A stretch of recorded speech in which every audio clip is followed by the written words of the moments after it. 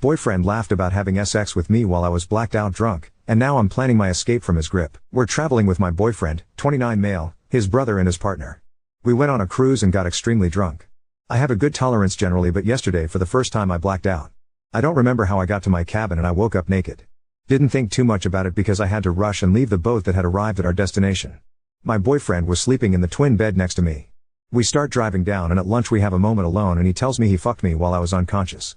He came in me and didn't clean up afterwards. He starts laughing as if it was a really funny joke and I nervously giggle not knowing how to react. He says to me, "You like it, right?" At this point I'm realizing I feel disgusted and dirty. I had realized I was wet during the day and didn't understand why. When he sees that my reaction isn't positive he gets mad. He expects me to find it funny. When I ask for space he gets annoyed. For the rest of the day I'm holding back tears and he started to realize he fucked up. I'm still so hungover and the group situation means I'm putting up an act as if everything's okay. I don't know what to do. I feel stuck. I lost my credit card yesterday too. He has had sex with me before while I was sleeping. I have consented to this and also I can stop him if I want to if it happens. But this feels so different. I couldn't say no and I hate the fact that he came inside of me and didn't clean up. I feel like so disrespected, mostly too because of how he expects me to find it funny. The time difference with my home country means I can't talk to anybody. I'm at a loss on how to process this. Any advice is welcome. Thank you for reading. Edit, I just want to clear some things up. 1. I have an IUD so I'm not worried about that aspect. 2. When he initiates while I'm sleeping I always woke up and either continue or ask him to stop. 3. Besides being blacked out I was told I was found sleeping on the floor. They could not wake me up despite trying to. 4. My credit card appeared. It was in his jean pocket. I genuinely don't think he was hiding it from me, he simply forgot. I usually give him my valuables when we go out because he has better pockets. 5. I'm now at the grandmother's house. I feel safe. Haven't talked much yet. I will start looking for flights now with my card. Thank you for the overwhelming support. I'm very grateful for being able to vent when I didn't have anybody. Update 1. Firstly, I'd like to correct something that several people mentioned before. I was effectively passed out that night, confirmed by a third party, and him. I broke up with him. It was the final straw after what had been a deeply uncomfortable trip, not because of spending time with his family or the activities themselves, but because of him. Throughout the trip, his behavior made me feel increasingly uneasy. To give you a better sense of what happened, here's a breakdown of the incidents leading up to my decision, from the least to the most alarming. 1. Constant annoyance. He seemed to take genuine pleasure in irritating me. Despite my efforts to be a great guest, dressing nicely, engaging in conversations, making people laugh, and helping around the house, he would deliberately annoy me. For example, while I was talking about artists I admire, he kept interrupting me on purpose, throwing out wrong names just to get a reaction. I was sharing something meaningful, and he chose to mock it. Another time, during a crowded lunch, I was visibly anxious trying to seat his whole family. I told him I was feeling nervous, and he laughed, asking, "What, are you autistic?" 2. Drawing dicks on me. At a hotel with another couple, I was lying on the couch with my legs on him. He started drawing dicks on my calves with a ballpoint pen, despite me repeatedly asking him to stop. I felt humiliated in front of his friends, whom I had just met 2 days earlier. When I finally got up and left early, he seemed baffled that I was mad but later offered a half-hearted apology. 3. Flashing me in public. One night, after drinking with his brother, 27M, and his brother's girlfriend, 21F, he asked me to take a picture of him and his brother. When I aimed the camera, I realized he had pulled out his penis. Thankfully, the girlfriend didn't notice, but I was shocked and immediately distanced myself for the rest of the night. He just laughed it off with his brother, not taking me seriously, again. 4. Unconsented sex. The most disturbing incident happened when I passed out from drinking. The next day, during a road trip to his grandmother's house, he told me what had happened. His brother's girlfriend confirmed to me that she had tried to wake me up, shaking and yelling at me, but I was completely unresponsive. Despite knowing this, he decided to undress me and have sex with me while I was passed out. Instead of caring for me, changing my clothes, making sure I was safe, hydrated, and not at risk of choking, he violated my trust. He knows how meticulous I am about cleaning up after sex, and yet, in my most vulnerable state, he did the opposite of taking care of me. After he told me, I was catatonic for the rest of the drive. I felt trapped, with 8 hours more to go alone in that car.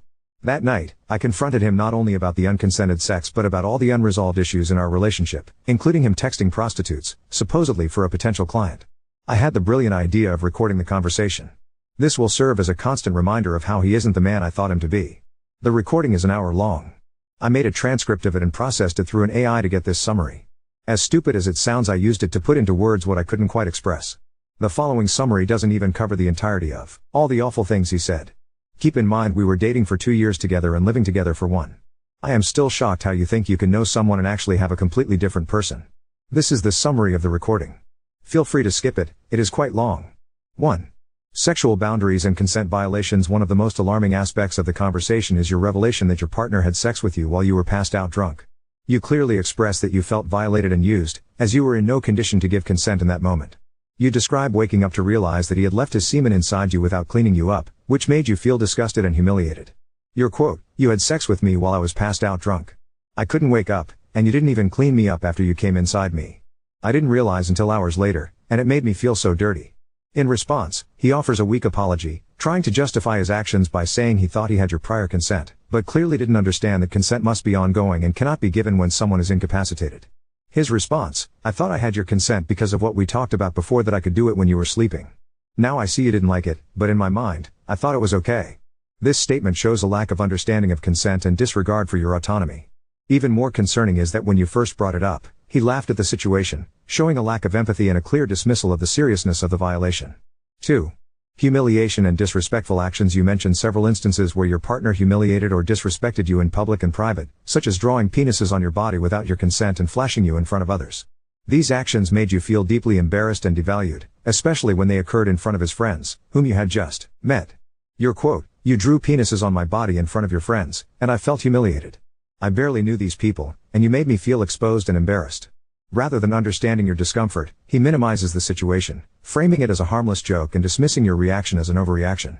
His response, "I don't see why you're so upset. Drawing penises on you is just a sign of affection to me, it's not a big deal.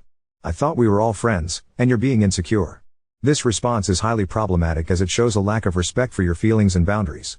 By framing your discomfort as insecurity, he invalidates your experience and shifts the blame onto you. 3. Dismissive attitude toward your emotions. Throughout the conversation, he repeatedly dismisses your emotions, making you feel as though you are overreacting or that your feelings are not valid. This is a common tactic in emotional manipulation known as gaslighting, where the perpetrator makes the victim doubt their own perceptions and feelings. Your quote, "I've been asking you to stop doing these things that make me feel disrespected, but you keep ignoring my boundaries.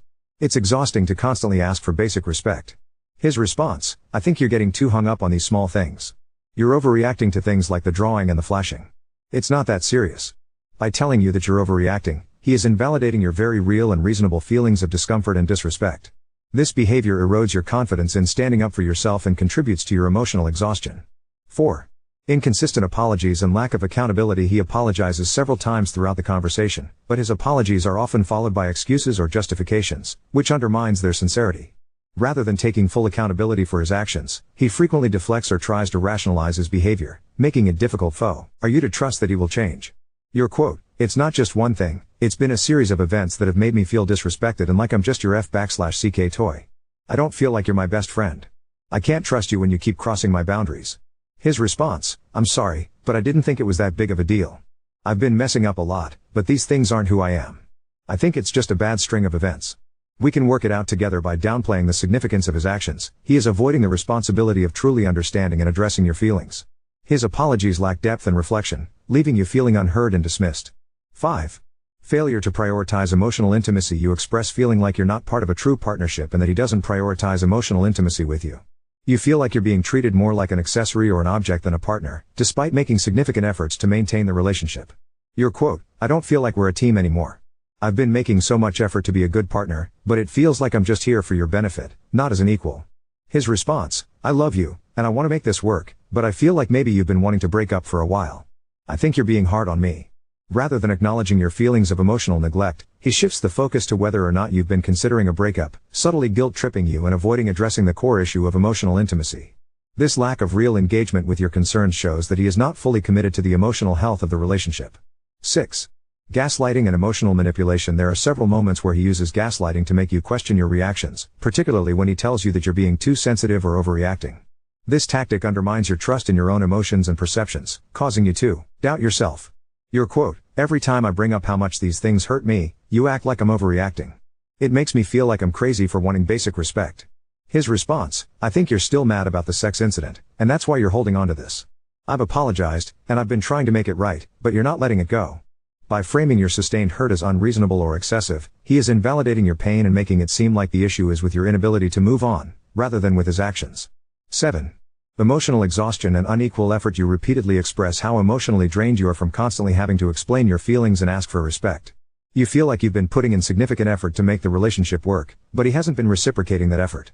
Your quote, "I've been putting so much effort into being a good guest on this trip, trying to be nice, looking good, and being social, but I feel like it's all for nothing because you don't make me feel valued."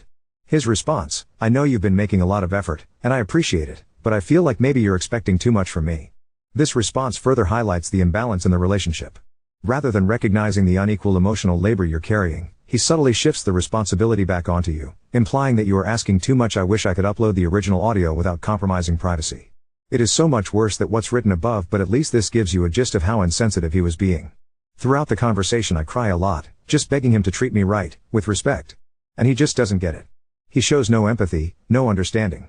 Bonus interaction that didn't enter in the summary: he was proud he hadn't drawn dicks or flashed me again.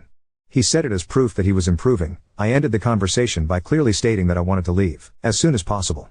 We slept separately that night.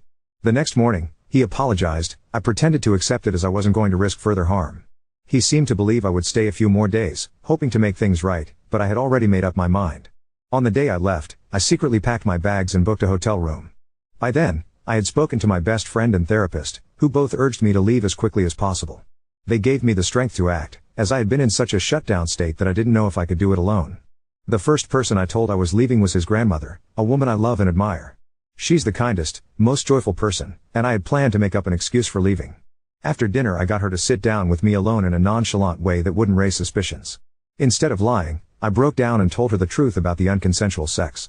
She held me as I cried for the first time since it happened, and she stayed with me, comforting me as I continued to sob. She told me what happened wasn't love and that she was pissed at her grandson. She even offered me money and a ride to the hotel, doing everything she could to support me when I needed it most. When the taxi arrived, my, now ex-boyfriend was confused, but I didn't care. Leaving the rest of his family was awkward, and I don't know how much they know. Despite everything, I felt an immense sense of relief as I drove away. This trip opened my eyes to the extent of the emotional and physical violations I had been enduring. What started as subtle disrespect and annoyance escalated into clear boundary crossing and violations of trust. I finally realized that I deserved better, respect, care, and love that was genuine. Walking away wasn't easy, but it was necessary for my well-being. With the support of those who truly care for me, I know I'll be able to heal and move forward from this chapter of my life. I am now safe at home and have not drunk for a whole week.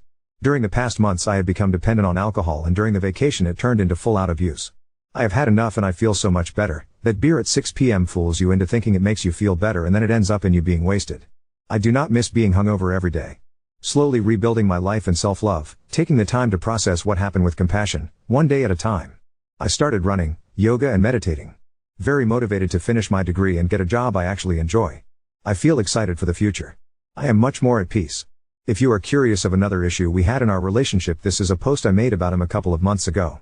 Again, you can see how he clearly disrespects my boundaries despite me being abundantly clear I was not okay with his relationship with my sister. I want to thank the people that responded to my original post, when I found out I was completely alone on an 8-hour car ride and due to the time difference I couldn't call home. You made me realize that I was not crazy, that my feelings were okay. I am so grateful for everybody that read and took time out of your day to answer. Lastly, I have also seen an uptick in posts with situations similar like mine. Women feeling disrespected by people that trust in sexual manners. I want you to know it is not okay. Consent is explicit and ongoing. Your partner's priority should be to make you always feel comfortable. If they do something they know is out of line, they do not love you, they love having you around. I am having a hard time accepting what happened. I feel lost, lonely, and confused. I am trying to reconcile these two images of the man who used to be my best friend. This trip was supposed to be a reward for both of us after a really challenging time where he did an amazing job of supporting me. He supposedly started therapy after I left the trip, but later I cut contact with him. He has texted me 2 times since, once saying that he wished he could delete what happened and another time saying he hoped I was okay. I was hoping to get more support back home, but unfortunately the subject is so hard/uncomfortable to talk about that everybody wants to tiptoe around it. He is still traveling and I have no idea when and if he will return. Despite ending on such a positive note, I sometimes feel I try to convince myself that what he did isn't that bad and that he is willing to change. I am so baffled by how someone I knew for 2 years could do such a 180 on me. Some of my friends say he was like this because we were in his home country and not back in my home country where we used to live together. Any advice on how to move on is welcome. Thank you. Now on to second story. Husband accused me of neglecting motherly duties when I refused to cook Thanksgiving dinner after 15 years of stress. For the past 15 years, I, 38F, have been the one cooking Thanksgiving lunch, or at least the turkey and most of the food. It's been a tradition, but this year, I'm completely burnt out. I'm a teacher with 4 kids, ages 2 to 15, and this year has been especially stressful with work, parenting, and school. I just don't have the energy to take on such a big responsibility again. I suggested that my sister-in-law, Sil1, who just moved into a new house, should maybe host this year, and could make the turkey. She's a stay-at-home mom with 1 child, 11 months old, so I thought it wouldn't be too much to ask. My mother-in-law immediately shut that idea down, saying Sil1 is unreliable and might not wake up early enough to make it. How is that my problem? I then suggested my brother-in-law's wife could also take on the responsibility. They got married this summer but have been together for over 5 years. She's never cooked a turkey before, but my mother-in-law said, the turkey cooks itself, so I don't see why she can't give it a try. Everyone else shows up to eat every year without lifting a finger, but when I suggest not cooking this year, it's suddenly a crisis. When I told my husband I wasn't cooking, he said I'm just resentful because his parents helped Sil1 buy her house. That's not true. I even suggested Sil2 could make the turkey. Then he brought up that I'm mad because every time we have a date night, his parents tell my older daughter, who babysits her siblings, that we're neglecting our responsibilities as parents. I pointed out how unfair that is, but he just said, we're the most stable, so that's why we're always asked to take on more. My husband thinks my decision not to cook has less to do with stress and more to do with his family. He said I only decided not to cook after my mom said she wouldn't be coming over. My mom has been battling breast cancer for the past 10 months and just wants to stay home this year and avoid being around so many people. Last year, my parents spent Thanksgiving with my sister, who couldn't travel, but I still cooked for his family. In the past, I hosted Thanksgiving at our house because my family and siblings were coming over, but I've still made the turkey for his family for the last 15 years, even the years we hosted for only his side. So the idea that I'm refusing because it's his family isn't true. My husband also said I have 5 days to rest before Thanksgiving and doesn't understand why I can't just cook the turkey. I explained I don't want the responsibility of waking up early, making the turkey, and dealing with everyone asking me, is it almost done? For once, I just want to show up, sit down, and eat, like everyone else does. He threw in that I've been hosting Thanksgiving for the last 7 years, which I pointed out is exactly why I'm tired. When I told him I didn't want to do it, he accused me of neglecting my motherly duties, which really hurt. Why should I always be expected to take on the stress of cooking when others don't have to because they can't or don't want to? Well, I don't want to this year either. Update 1. After a lot of back and forth with my husband, here's where things stand. I told him that for lunch, the kids and I would be going over to my mom's house. She's recovering from breast cancer and just wants a quiet day, so I want to spend time with her. I told my husband he was welcome to join us or not, his choice. He asked if I could meet him halfway by popping the turkey in the oven before leaving for my mom so his family could eat at 3. I said no, but I'd be willing to cook the turkey if dinner was pushed to 6, giving me more time to prepare on my terms. He said that was too late. He then suggested his mom could cook the sides, and I'd just handle the turkey. Again, I said I'd only do it if dinner was moved to 6. When he refused, I stood firm and said no. I want to bring something easy this year, like sodas and desserts, just like everyone else gets to do. I'm tired of being the one responsible for the main dish when others can step up. For context, we live next door to his parents and his sister, so the constant expectations from his family are exhausting. My husband and I share the household responsibilities equally. He does all the daily cleaning, even when we aren't hosting, and we both handle the kids' baths, school drop-offs, and pickups. I'm not complaining about him at all. The issue is with his family. His family keeps insisting the others can't cook or host because they're incompetent. But the real problem is that my in-laws coddle them and never let them take responsibility for anything. That's not my problem to solve. I just want a break from being the one carrying the load every year. I'm sticking to my boundaries. If they think no one else is capable of cooking, then they can deal with the consequences, not me. Also, I had said since last month that I didn't want to host or cook, so this is not new information to his family. Update 2. Someone asked how it became the tradition of me making the turkey. My mill rarely made a turkey. They usually went to my husband's paternal grandparents' house. Him and the cousins are all the same age, so once everyone got married, his aunts and cousins started doing their own thing. I got handed the job of turkey because my mill said her oven was too small to fit the turkey. She has one of those built-in wall ovens from the 80s.